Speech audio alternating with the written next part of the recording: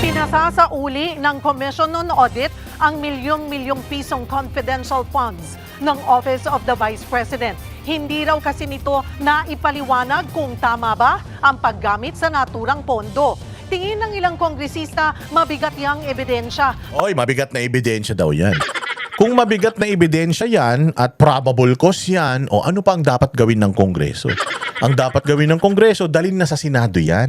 Mabigat naman na pala yan, okay na yun. O ngayon, mga bossing, patungkol dito, papaliwanag lang natin itong sinasabi na siya ay pinasosoli na ng COA. O, so parang naglabas ng notice of disallowance ang COA.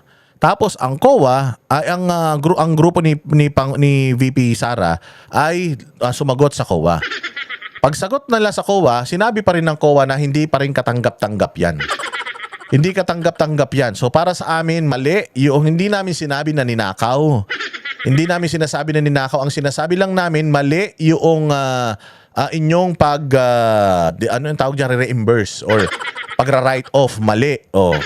So hindi nyo ma-justify kung saan nyo ginastos. Hindi naman namin sinasabing ninakaw nyo, pero hindi nyo maipaliwanag kung paano nyo dinisburse. Therefore, isoli nyo yan. So ikaw, halimbawa ikaw, pinagbintangan ka na mali yung mali yung pera, yung paggamit mo ng pera, nagamit mo naman talaga yung pera doon sa alam mo na legal na paraan, napunta naman talaga siya doon sa mga programa na dapat niyang puntahan. So bakit mo isosoli pera? Kasi kapag isinoli mo na yung pera, ibig sabihin nun, tinanggap mo yung sinasabi ng COA na nagkasala ka. Pag sinoli mo yung pera, sasabihin nila, okay, tamo, nagsoli ng pera kasi nga, kawatan yan. O parang ito, sila Bryce Hernandez. O tinan mo, sila Bryce Hernandez, nagsoli sila ng pera, nag-restitute sila, nagsoli sila ng mga sasakyan. O ibig sabihin, inamin nila na nagnakaw talaga sila sa gobyerno. Kaya nga, it doesn't make sense na noong arraignment nila, nag-not guilty plea sila. Paano not guilty plea? Nag-restitute ka nga ng pera. So antimano, guilty ka na yan. Umamin ka na sa pagnanakaw mo. So ganun din kay Inday Sara. Hindi ko isosoli yung pera. The reason why nag-a-appeal ako at the reason why hindi ako pabor sa sinasabi ninyo kasi dinisburse ko ng maayos yung pera. Now, trabaho ng COA yun dahil nga sila ay auditing department ng gobyerno. So hindi nila tinanggap yung sagot ng grupo nila Inday Sara. So, ang next move for them is to ask the office to return the money. Now, meron mga legal remedies yan. Ano yung mga legal remedies? Kailangan may mamagitan. Bakit? Kasi ang COA, hawak ng gobyerno. Ang COA, departamento ng administrasyon ni Bongbong na kalaban ni Inday Sara. So, kung ako si Inday Sara, I would think na baka itong COA nai-impluwensyahan ng Malacanang. Bakit? Kasi yung COA nagtatrabaho, ang boss niyan Malacanang.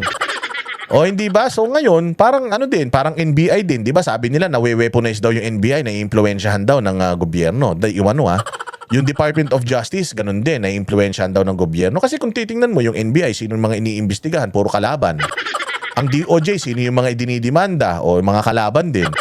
So ako, si Inday Sara, baka ganun din, baka na-impluwensyahan itong COA. So, at hindi ko tinatanggap yung sinasabi ng COA na mali yung pag-reimburse ko o mali yung pag-liquidate ko. Kasi tama yung pag-liquidate ko. Alam ko sa sarili ko na tama yung pag-liquidate ko. Sinasabi ng COA, hindi. Ewan ko sa kanila kung anong basihan nila. Itatakbo ko to sa korte. Hindi ba? Yun yung legal remedy. Kasi nga, pag sinoli ko yung pera, edi inamin ko na nagkasala ko, inamin ko na ninakaw ko yan. Tama? Inamin ko na hindi ko ginamit ng tama yan. Tsaka saan naman kukunin ni Inday Sara yung ibabalik niya? Buti sana kung yung pera nandiyan dyan pa, pwedeng ibalik yan. Pero kung yung pera nagastos mo na ilagay mo na sa mga programa, saan kukunin yung pera? Hindi naman tayo katulad ng gobyerno ni Bongbong Marcos na nung ipinasoli ng Supreme Court yung pera sa PhilHealth, kinuha din nila sa national budget yung pinangsoli sa PhilHealth. Pero yung mismong pera na ninakaw sa PhilHealth, wala na. Hindi ko alam kung nagastos na nila o naibulsa na nila. So, ganun din yun. Tama? Ganun din yun. Pinapasoli na ng Korte Suprema, sinoli na ba ng gobyerno? Hindi pa. Bakit? O yun ang hindi natin alam. O baka siguro, sabi ng gobyerno, di pag sinoli namin yan, di parang inamin namin, nakasalanan talaga namin. O ganito rin kay Inday Sara, pag sinoli niya yung pera na yan, 73 million na in question na yan, di parang inamin niya na yung kanyang pagkakasala. The reason why Supreme Court is there, yung Court of Appeals, and the RTCs are there, para magamit mo as your legal remedy. O so magsasampa ngayon yung kasunod na hakbang kung hindi pa rin tatanggapin ng COA o mag-a-appeal na yung tawag dito yung grupo ni VP Sara sa korte. Tapos aakyat pa yan sa Court of Appeals, aakyat pa yan sa Korte Suprema. Ganun po 'yun. So again, kung sa tingin ng kamera probable cause na ito, ano pang hinihintay ninyo? Bakit may hearing pa kayo sa 24 at saka sa 29? Ayun na pala probable cause na pala yan. Dali na natin sa Senado kagad yan para matapos na. O ba't hindi nyo pa rin dinadala sa Senado? Puro pa rin kayo presscon.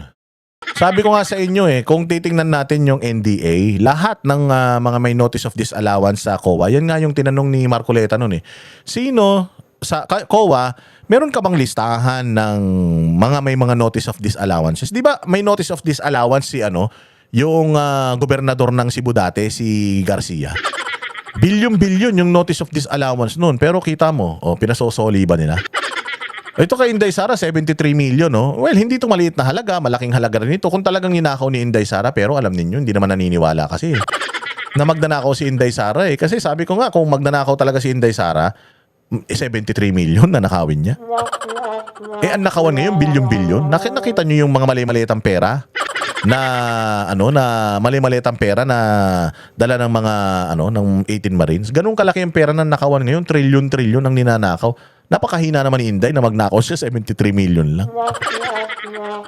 Ako naniniwala kung mayroong pagkukulang yung grupo ni VP Sara dito, kaya nilang patunayan yan. Hindi nga lang natin alam kung yung COA independent sila o kung hindi sila nai-impluwensyahan. Because sa tindi ng politika ngayon, it's a possibility na nai-impluwensyahan sila. Kasi di ba, pinaliwanag yan ni Inday Sara dun sa timeline niya.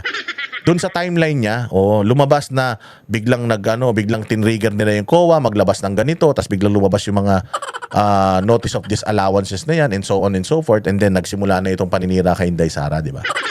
So ako, dahil nga sa takbo ng politika ngayon at dahil frontrunner si Inday Sara, pwedeng paraan nila ito para sirain yung kanyang reputasyon or paraan nila ito para ma-disqualify siya because they will go any length, para lang sirain si Inday Sara Diba? They will go any length para lang sirain si Inday Sara sa susunod na eleksyon. Ano ba nangyayari na naman dito sa sa OBS ko? Walang Joe naman. Sige.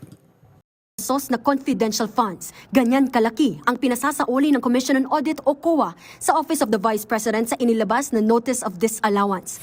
Mula yan sa 125 million pesos na confi funds ni Vice President Sara Duterte na ginastos noong December 2022. Katulad yan, 125 million. Nakakabuha, 73 lang yung hindi nila maipaliwanag. Ba't di pa ninakaw yung buong 125? Pag nanakaw ka rin lang Diba?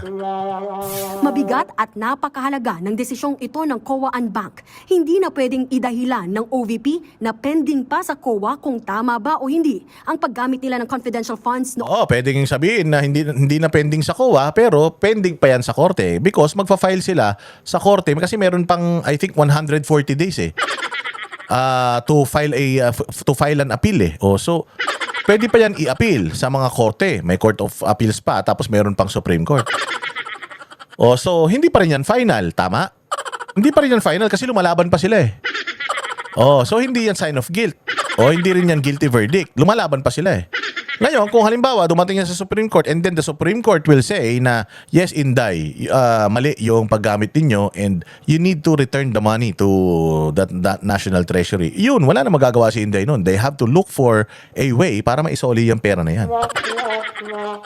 But until there is a Supreme Court ruling because lahat ng mga legal remedies i-exhaust itong team ni Inday Sara. If there is a Supreme Court ruling already, then siguro dun na yun. But then again, if you feel like yung COA report na ito ay enough na para masabi na impeachable talaga yung mga offense ni Inday Sara, then so be it. Ganun naman talaga. Kailangan nyo nang dalhin niya sa Senate para mapagdesisyonan na ng Senate yan. Di ba? Sabihin, sarado na ang usaping ito. Pero pwede pa itong dalhin ng kampo ni VP Sara sa Korte Suprema. Sa 22 pahinang desisyon ng Anbank, bigo raw ang opisina ni VP Sara na isumite ang mga kailangang justification o clarification para sa kanilang confidential expenses. Wala raw na ipakita ang OVP na patunay na naging matagumpay ang kanilang confidential operations. Kung hihimayin, lumalabas na 69.7 million pesos ang ginamit ng bise para sa payment of rewards na hinati-hati sa cash, various goods at medicines. Nauna Because it's so easy to really pressure COA considering that the COA reports directly to the president. And alam naman natin that the president and the vice president merong conflict yan. Nag-aaway yan. So, syempre ikaw bilang teka, tama naman yung pag-liquidate namin pero hindi tinatanggap. Delikado to. Ibig sabihin nito na impluwensyahan na tong COA. Hindi ako na-impluwensyahan na yung COA. Kasi, what's the sense? Sabi nga what is the sense na mag-i-issue ka ng 4 na taon na dire-diretso ng certificate of, ano ba yun?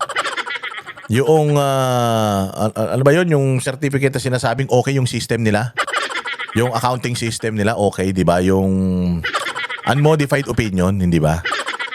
O, bakit bibigyan sila ng ganun? Kung palpak pala sila Inday Sara. So, it doesn't make sense. So, bibigyan mo ako ng unmodified opinion for 4 straight years. Tapos, sasabihin mo sa akin na hindi ko na justify yung paggamit ko ng confidential funds.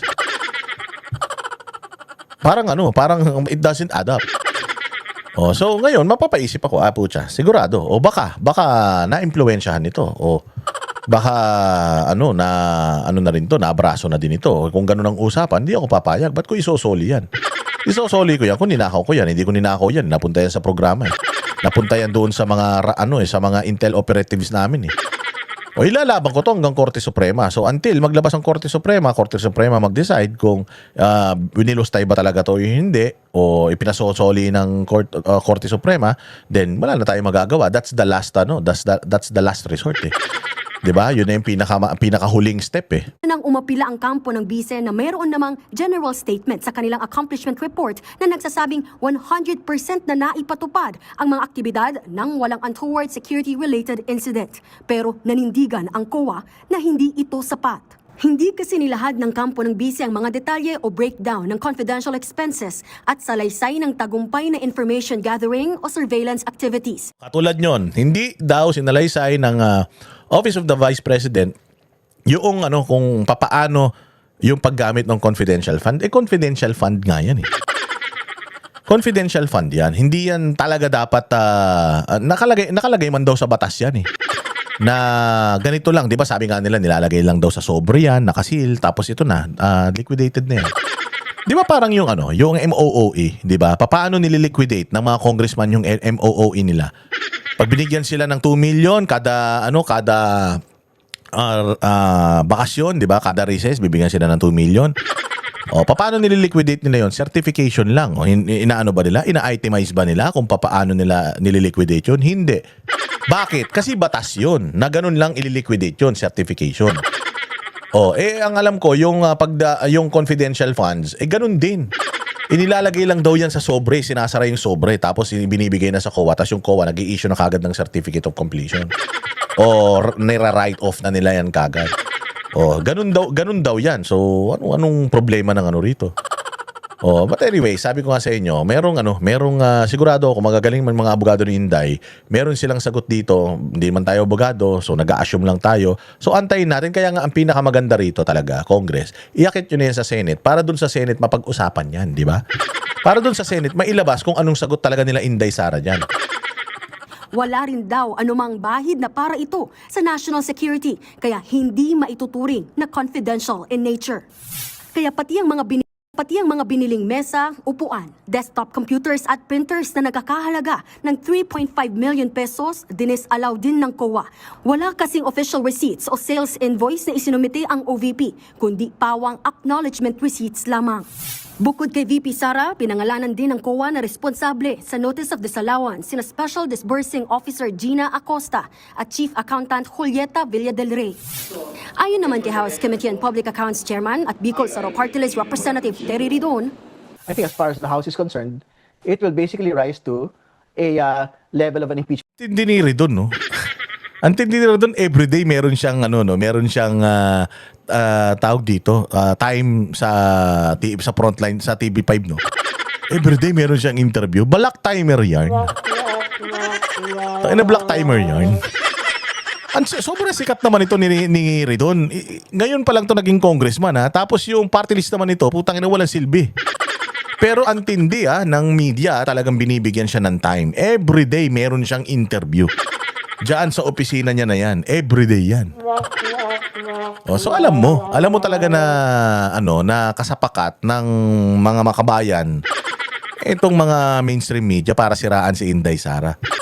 Hindi ba magsasawa hindi ka ba naman magsasawa? Kahapon siya nasa balita, ngayon siya. Hindi nyo ba kayang Hindi nyo ba kayang pag-isahin na lang katulad kami. Naging guest namin si Leandro Lebiste. 1 buwan na nakalipas bago namin siya ulit ginis. Wala pa nga kaming guest na nauulit, si Leandro Lebiste pa lang. Tama, wala pa. Pero ito si Larry Ridon. Si Ridon. Ito si Ridon everyday. Nandiyan dyan sa TV5. Believe ako. Terry Ridon. Impeachable offense, no? Particularly betrayal of public trust, no? Naniniwala rin si Kaya nga kung betrayal of public trust yan, kung sa tingin ninyo merong Committed to government and public- nilabag na batas itong si Inday Sara, then ano pang inaantay ninyo? Walang inuurungan. Pag tama ba